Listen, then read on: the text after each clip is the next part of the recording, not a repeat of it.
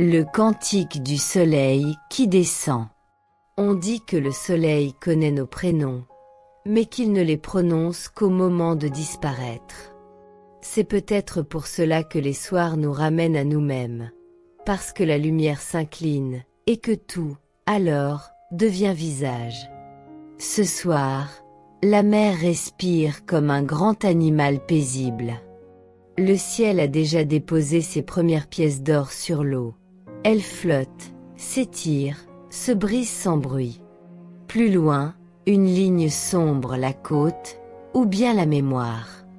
Les nuages, flamèches lentes, reçoivent la caresse d'un feu qui ne brûle plus, mais consacre. Des mouettes passent, lettres blanches sur la page sanguine du couchant. On croirait entendre leur rire trembler de gratitude. Plus haut, un faucon dessine une arabesque et se fond au violet naissant, comme un moine qui salue le dernier office.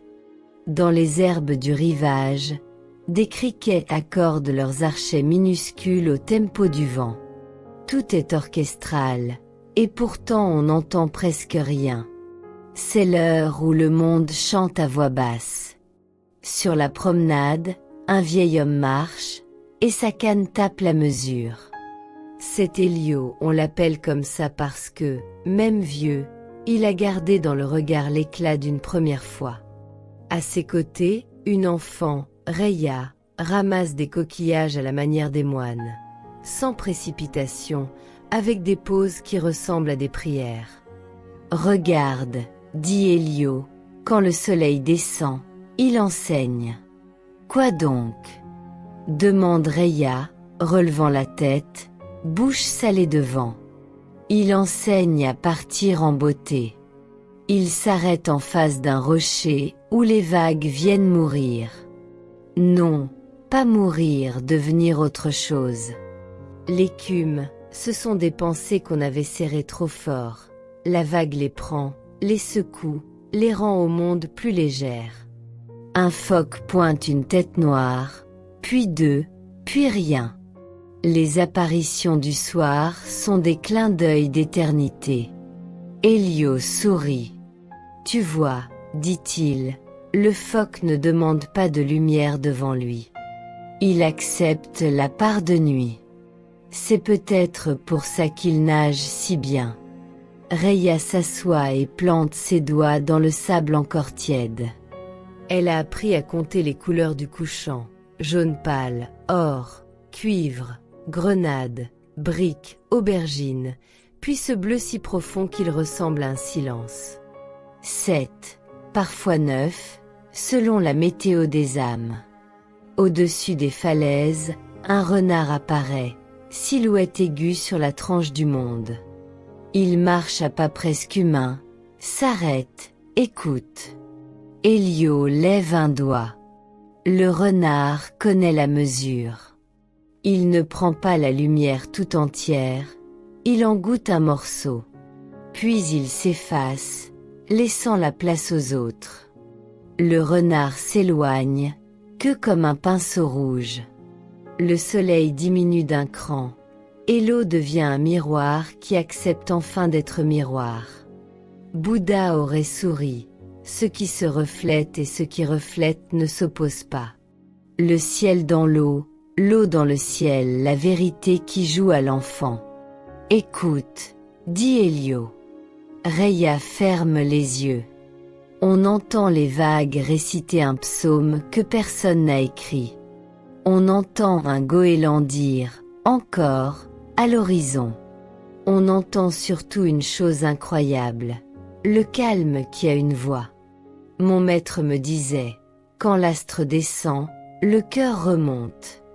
Le coucher ne parle pas d'une fin, il parle d'un retour. Vers quoi? Vers l'intérieur. Reya fronce les sourcils. Elle n'a que ses doigts pleins de sable pour comprendre. Elio comprend qu'on ne donne pas tout aux enfants. On leur donne une porte et on attend que la main s'avance. Sur la jetée, un homme règle un trépied. Il a posé une caméra face au soleil comme on pose une question. Le pied vibre sous le vent, mais tiens. Où est ne pas forcer, seulement s'accorder. Il regarde la vitesse, l'ouverture, la température, tant d'appareils pour suivre un simple don. La chute d'un astre qui ne tombe pas, qui s'incline.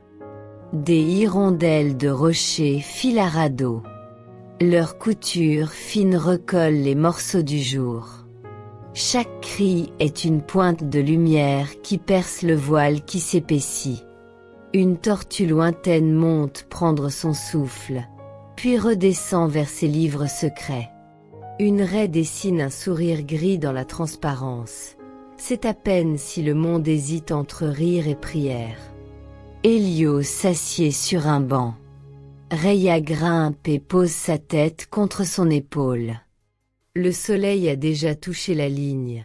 Il tremble un instant sur la bouche horizontale de l'océan, comme une parole qu'on voudrait dire autrement. Tu sais, dit le vieil homme, les traditions se parlent ici. Les traditions? Oui. Le bouddhisme te soufflera. Vois comme tout passe sans violence. Le taoïsme t'apprendra. Regarde comme tout s'ajuste sans effort, l'eau épouse, le vent compose. Et le christianisme te chuchotera. La lumière revient toujours, plus tendre, plus profonde. Rhéia ferme les yeux. Elle voit un mouton qui cherche le dernier brin d'or sur la colline, et un chien qui l'accompagne, museau préoccupé. Elle voit un grèbe glisser tout près, la tête aussi basse qu'un secret. Elle voit surtout ce qu'elle ne sait pas dire, la bonté qui prend la couleur du soir. Quand j'étais enfant, reprend Hélio, j'avais peur des fins. Je me disais, après, c'est vide. Et puis j'ai appris à regarder, vraiment. Le soleil ne tombe pas, il confie sa lumière à nos mains. Il se retire pour que nous apprenions à donner à notre tour. La lumière baisse encore. Les phares des voitures qui longent le littoral s'allument un à un. On dirait un chapelet en mouvement, une procession modeste. Confiance. Chacun porte une perle de clarté pour l'autre. Un bus ralentit au passage d'un chat. Il a compris la liturgie du soir. Au large, un dauphin brise la surface, arche brève, salut du monde à lui-même. Les nuages reçoivent un dernier baiser de cuivre. Ils en gardent un bord allumé comme une morale de fable. Le vent passe et tout s'incline, même les pensées. Ce que j'aime, dit Hélio, c'est que le coucher du soleil ne discute pas. Il enseigne sans mots. Les bêtes le savent. Regarde ces chauves-souris qui partent chasser. Elles n'insultent pas la nuit, elles entrent en elles. Elles ont confiance dans des yeux qu'on ne voit pas. Rhéia suit du doigt une étoile qui apparaît avant les autres. C'est simple, ça déchire un peu le cœur, comme tous les cadeaux qui ne s'imposent pas. Le soleil est maintenant à moitié mangé par l'eau. Il fait penser à un fruit qu'on a mordu sans bruit, à un verbe qu'on a conjugué une dernière fois avant d'aller dormir. Un pélican passe, lourd et grave, sacristain d'un rite que personne n'a institué. Dit Hélio, pourquoi le monde est-il plus beau quand il s'en va? Parce que nous avons peur qu'il parte pour de bon. Et alors nous regardons. Et s'il ne partait jamais? Alors nous n'apprendrions pas à aimer. Ils se taisent. Les choses importantes ne veulent pas de phrases longues. Sur la plage, un groupe de jeunes pose une enceinte. La musique glisse sur le sable, douce, presque inutile. Une chienne sableuse s'assoit devant le groupe et lève le museau vers la mer. Ses oreilles se penchent comme pour recevoir une bénédiction. Personne ne rit d'elle. La soirée a déjà appris au monde la délicatesse. À quelques mètres, une vieille tortue s'essaie à la montée. Des bras humains lui donnent un cœur plus léger. L'une des jeunes filles couvre sa carapace d'une serviette trempée pour la rafraîchir, puis s'efface. On dirait une liturgie ancienne écrite par des mains neuves. Tu as vu? Murmure Elio. Les animaux nous éduquent. Et nous, on réussit parfois à répondre. Le soleil disparaît enfin, et l'horizon garde longtemps son souvenir. On dirait une braise au bord d'une page. On dirait une promesse tenue. Dans ce presque noir, les lucioles s'allument comme des petites affirmations. Ce ne sont pas des démonstrations, juste des oui. Reya se rappelle une histoire que son institutrice a racontée. Un moine zen qui, interrogé sur la mort, avait souri et dit « Un autre jour se lève ». Impermanence, oui, mais aussi continuité, pas celle qui refuse la fin, celle qui transfigure. Ils reprennent la marche. Le sable a fraîchi, la brise aussi. Des crabes sortent en procession, minuscules diacres du rivage. Les sternes tracent des flèches discrètes vers un repos mérité. De l'autre côté de la baie, des phares de phare tournent, rassurant des marins qu'ils ne verront jamais. Tu sais, dit Elio, Lao Tse m'a appris une phrase que j'essaie d'appliquer au coucher du soleil. Qui sait s'arrêter n'échoue pas. S'arrêter comme le soleil? Oui. Sans violence. Céder la place à la nuit, pour qu'elle ouvre sa part de ciel. Et demain? Demain, la lumière reviendra du dedans de nous, si nous l'avons gardée ce soir. Reya ne répond pas. Elle a compris à sa manière. Elle ramasse 2 coquillages, l'un doré, l'autre sombre et les glisse dans la poche d'Elio. Jour et nuit, côte à côte, pour faire un cœur entier. À l'entrée du village, la chapelle a laissé sa porte entrebâillée. Une bougie tremble juste assez pour rappeler que le feu ne demande pas de bruit pour tenir. Elio s'arrête sur le parvis. Il n'entre pas. Il salue seulement. Il sait que la mer, là-bas, et cette flamme, ici, prit le même langage. J'aime les couchers de soleil parce qu'ils ferment doucement, dit-il. Ils ne claquent pas la porte. Ils enseignent la politesse du fini. Et nous, parfois, on referme mal, souffle Reya. Il rit. Rire et prière ont souvent la même couleur. La nuit entière ne vient pas d'un coup, elle apprend à venir. Comme nous apprenons à nous laisser venir. Dans les ruelles, les chats deviennent philosophes. Ils prennent des postures de statues et font semblant de ne pas attendre. Des chiens rêvent déjà, pattes en mouvement, comme s'ils couraient vers des prairies que personne ne peut voir. Elio retrouve le banc où ils étaient plus tôt. Il s'y assoit comme on monte sur une barque. Reya regarde les étoiles. Elle aime celles qui clignotent plus vite. Elle a décidé que c'était l'astre qui raconte des blagues. Elle rit seule. Elle a du sable jusqu'au poignet, preuve qu'elle a visité la terre. Dis, Elio, est-ce que les couchers de soleil guérissent? Oui. Pas parce qu'ils suppriment les plaies, mais parce qu'ils élargissent la peau. Tout se met à respirer mieux, et la douleur a plus d'air. Alors on guérit de quoi? De l'étroitesse. Reya laisse cette phrase se déposer. Elle n'essaie pas de la retenir, on n'attrape pas une luciole, on l'accompagne du regard. Au loin, un âne brai, un coq mal réglé croit que l'aube est déjà là. Les frontières se mélangent. Quelqu'un joue un air sur une guitare, quelqu'un répond avec un sifflement.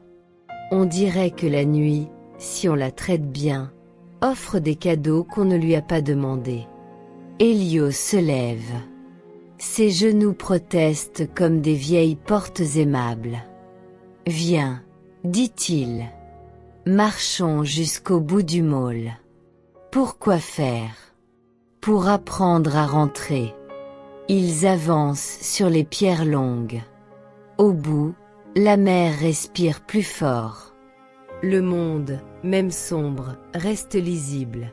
Une ligne claire sépare encore le ciel de l'eau, une tache plus pâle indique un nuage en retard, une odeur trahit la présence d'algues fraîches, un chant signale des pêcheurs qui réparent une nasse.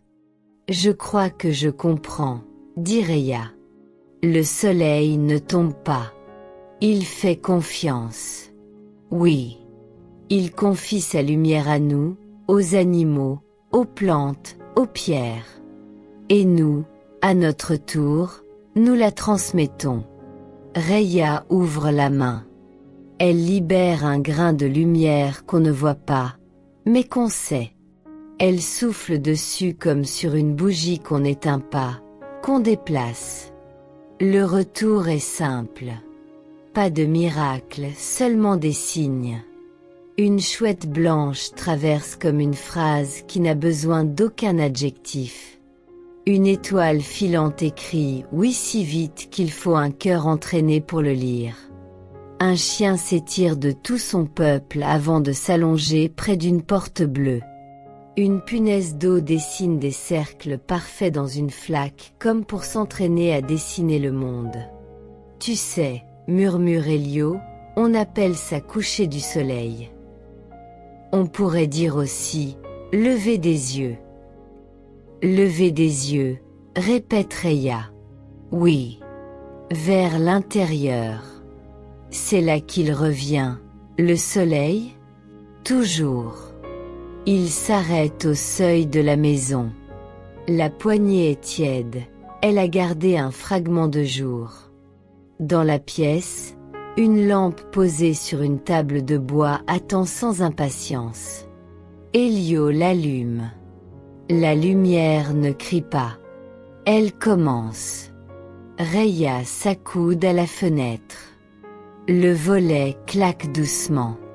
Elle pense aux tortues, aux renards, aux mouettes, aux phoques, aux faucons, aux crabes, à la chouette. Elle pense qu'ils n'ont pas d'horloge et qu'ils arrivent à l'heure. Elle se dit qu'elle pourrait apprendre. Bonne nuit, dit Elio. Bonne nuit, répond l'enfant. Demain, c'est un autre soleil. Oui. Mais ce sera le même amour. Il ferme. La nuit tient la maison comme un manteau. Et quelque part, sur la mer devenue noire, un dernier frémissement garde le souvenir du jour, juste assez pour qu'au matin, le monde ose recommencer.